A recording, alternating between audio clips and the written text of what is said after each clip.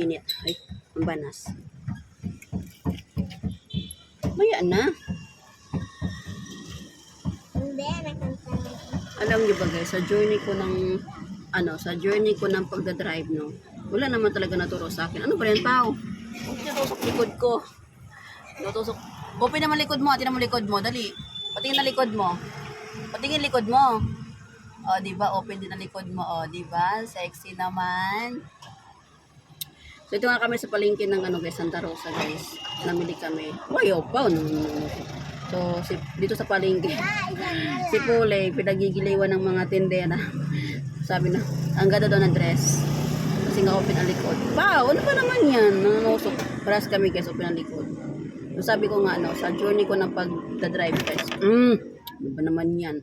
Wala talaga naturo sa akin ng mag-drive guys. At saka, sa isang taon kong pagmamaneho ng Talanaking Bliss e-bike, ang dami ko na na-encounter ng mga driver din na mga tricycle man yan, jeep man yan, kotse man yan, mga malaking maraming mga driver talaga guys na nagbibigay ng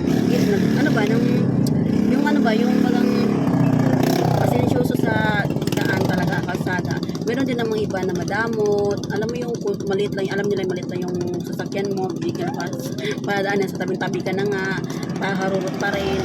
Alam mo talaga yung mga driver na ganun eh.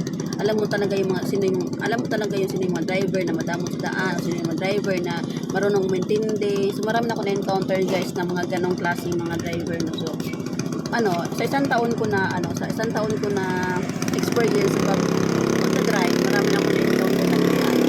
So doon sa mga driver na mababait guys, thank you so much kasi naintindihan niyo yung mga katulad namin na mga maliit lang din na especially doon sa mga babaeng driver no, na tulad ko na kung nakita nyo na babae may sakay pa na bata. So huwag naman tayo masyadong hari sa kalsada no.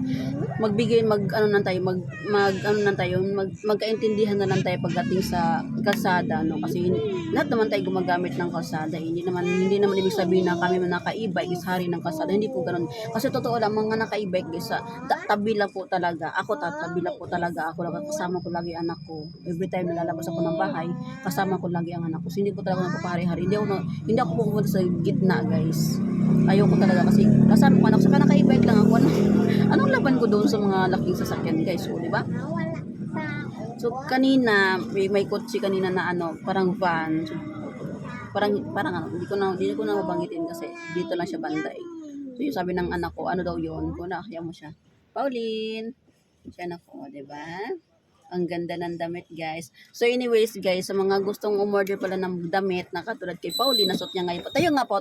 Tayo kadali, di ba? Tayo, ang ganda ng damit ng anak ko, guys. Tapos, ang likod dyan open. Okay, available yan sa 4 years old to 8 years old. Pwede kayo mag-order sa akin, cash on delivery po yung damit na yan. So, sabi mo, uwi tayo? Mamaya, bibilin pa tayo eh.